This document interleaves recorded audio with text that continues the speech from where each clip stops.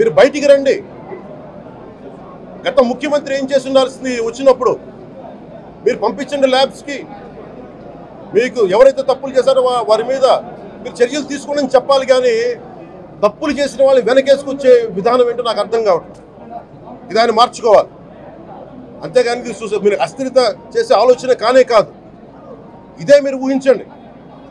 ఇంకా ఏ ధర్మం మీదైనా సరే ఇలాంటి అపవిత్రం ఒక చర్చి మీద జరిగిన, ఒక మస్జిద్ మీద జరిగిన దేశం అల్లకల్లోలం చేసేస్తారు. ప్రపంచం అంతా మాట్లాడతారు. గ్లోబల్ న్యూస్ అయిపోద్ది.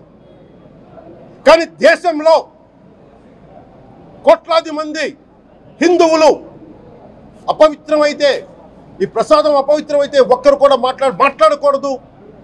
ఇది సెక్యులర్ వ్యవస్థకు విఘాతం అంటే హిందువులకి మనోభావాలు ఉండవా? ఇది ఒక్కరు నిందించట్లా. అసలు మీరు ప్రస్తావన చేయకూడదు, ఇది తప్పు, ఇది మాట్లాడకూడదంటే ఎట్లా? ఇదే వేరే మతానికి మీరు అన్వయిస్తారా? నేను అన్ని మతాలని సమానంగా గౌరవించేవాడిని. ఇస్లాంని గౌరవించేవాడిని, క్రిస్టియానిటీని గౌరవించేవాళ్ళం మేమందరం. సనాతన ధర్మం అని మొత్తుకుంటున్నాం. దేనికి సనాతన ధర్మం అంటే? సనాతన ధర్మానికి ఒకరు ప్రారంభించింది కాదు. ఇది ఒక వ్యక్తి ఒక కూర్చోబెట్టి ఒకరు స్టార్ట్ చేసింది కాదు. ఇది కొన్ని వేలాది సంవత్సరాలుగా అన్ని మతాలని, అన్ని విశ్వాసాలని అలింగనం చేసుకున్న నేల ఇది. అలాంటి విశ్వాసాలకి దగ్గర తీసుకున్న ఈ నేల మీద ఇలాంటి అపవిత్రం జరిగితే, రిపీటెడ్గా జరిగితే, ఒకసారి కాదు, 2 సార్లు కాదు, రిపీటెడ్గా జరిగితే ఇప్పుడు కూడా మాట్లాడకూడదంటే అది తప్పు చేసిన వాళ్ళం అవుతాం మేము. దోషులకి శిక్ష పడాలి. ఫుడ్ అడల్టరేషన్ ఇది మేము కాదంటలా. టీటీడీ బోర్డు, అప్పుడు టీటీడీ బోర్డు బాధ్యత తీసుకోవాలి. పొలిటికల్గా వచ్చి అలంకారప్రాయంగా ఒక్కొక్కళ్ళు వచ్చేసి దర్శనాలకి టికెట్లు ఇవ్వడానికి మీరు బోర్డు మెంబర్స్ అవ్వలేదు. మీరు ఎవరు చైర్మన్ కానీ ఈవో కానీ. మీరు అక్కడ ధర్మాన్ని పరిరక్షించాలి. మీరు అక్కడ మీ ఇష్టాలకి మీరు కూర్చోబెట్టి మీ ఇష్టాలకి కాంట్రాక్ట్లు ఇచ్చుకోవడానికి మీరు టీటీడీ బోర్డుకి మీరు వెళ్ళలేదు. మీరు అందరూ, మీ అందరికీ బాధ్యత ఉంది. మీరు నిర్ణయించుకోవాలి. ఎవరికి కోపాలు రావు, ఎవరికి వేదన రాదు, ఎవరికి బాధలు రావుంటే కుదరదు. వస్తాయి బాధలు, వేదన ఉంది, మాట్లాడతాం. మర్చిపోకండి ఎవరు. గత ముఖ్యమంత్రి గారు కూడా నేను చేస్తా ఉన్నాను, జగన్మోహన్ రెడ్డి గారికి కూడా. ఇదే చర్చికి జరిగితే మీరు ఊరుకుంటారా? ఒక మసీదుకి జరిగితే ఊరుకుంటారా? ఒక తిరుమలకి జరిగినప్పుడు ఎందుకు వెనకేసుకొస్తారు? రాకండి. ఏ మతం మీద దాడి జరిగినా సంపూర్ణంగా నాతో సహా మేము ఖండిస్తాం, బయటకు వస్తాం. ఇస్లాం మీద దాడి జరిగితే మేము మాట్లాడతాం. క్రిస్టియానిటీ మీద దాడి జరిగితే మేము మాట్లాడతాం. హిందూ ధర్మం మీద, సనాతన ధర్మం మీద దాడి జరిగితే కూడా నేను మాట్లాడతాను.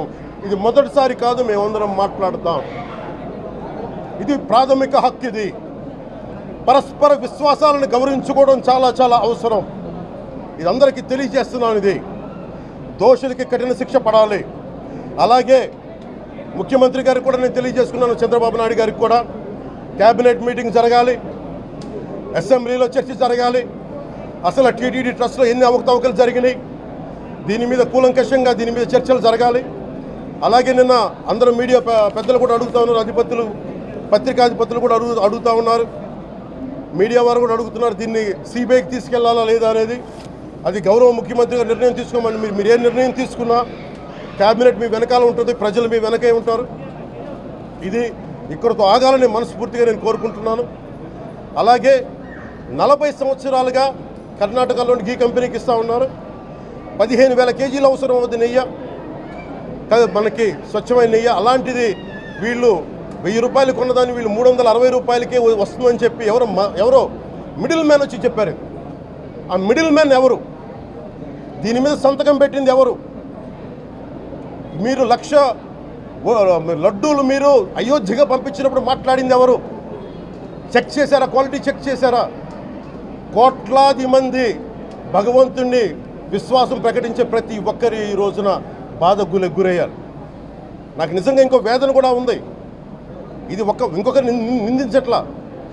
తిరుమలలో ఉండే ఇంతమంది సేవ చేసుకునే వ్యక్తులు కానీ మీరందరూ హిందువులే కదా. మీరందరూ టీటీలో ఉండే వందలాది మంది ఎంప్లాయీలు, మీకు ఉద్యోగులు, వేలాది మంది ఉద్యోగులు, మీరందరూ ఏం చేస్తున్నారు? మీరు హిందువులు కాదా? మీరు స్వామివారికి అపవిత్రం జరుగుతూ ఉంటే మీరు కల్తీ నేచరు మీకు తెలిసి కూడా మీరు ఎందుకు కాముకున్నారు? భయపడ్డారా వైసీపీ అంటే? వైవి సుబ్బారెడ్డి గారంటే భయపడ్డారా?